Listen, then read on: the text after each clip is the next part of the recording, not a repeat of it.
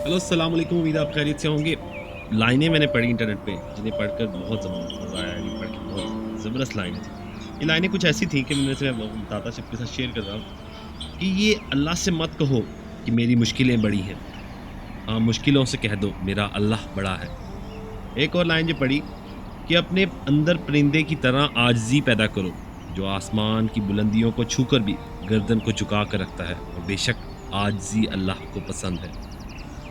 एक और जगह पढ़ा कि हर माज़रत करने वाला ना तो ख़तावार होता है और ना ही कमज़ोर। ये सिर्फ़ तो वफ़ादार लोगों में पाई जाती है। एक और जगह पढ़ा कि किसी को इतना प्यार दो कि कोई गुंजाइश ना छोड़ो।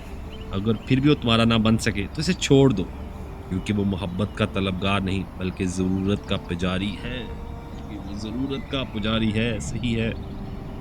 एक और कोट पढ़ा कि मुबारिक हैं वो लोग जिनके पास नसीहत के अल्फाज़ नहीं बल्कि उनके अपने अमाल हैं।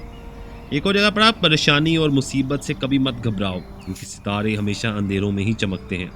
एक और लाइन पढ़ी कि मतलब के बिना कौन किसी को पूछता है साकी, बगैर रूह के तो घर वाले भी नहीं रखते। किसी बुजुर्ग ने बोला, जो शख्स सुबह के वक्त आसमान के तारे देखेगा इसकी किस्मत का तारा हमेशा चमकता रहेगा। अच्छी बात है।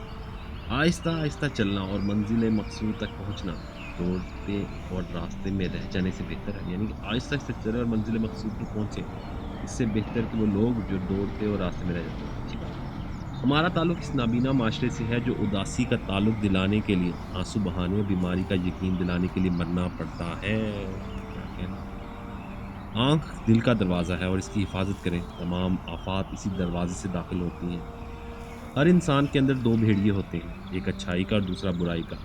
गालिब वही रहता है जिसे हम खिलाते पिलाते हैं। अच्छी बात है। और अगर कोई आपकी फ़िक्र करता है तो इसकी फ़िक्र करो, क्योंकि दुनिया में तमाशाई ज़्यादा हैं और फ़िक्र करने वाले बहुत कम। इंसान वो लड़ाई कभी नहीं जीत सकता जिसमें दुश्मन इसके अपने हों।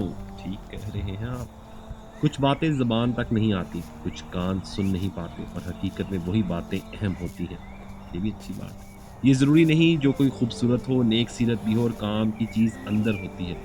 ये बात समझिए। शेख सादी का कहना है कि ये ज़रूरी नहीं कि जो कोई खूबसूरत हो, नेक सीरत भी हो, काम की चीज़ अंदर होती है। अब थोड़ी समझ आई। ये शेख सादी का कहना है। ये थी वो बातें जो दिल में उतर जाएँ। कुछ ऐसी बातें आप सुनते हैं तो आपको बड़ी अच्छी लगती हैं। तो ये वो बातें थी।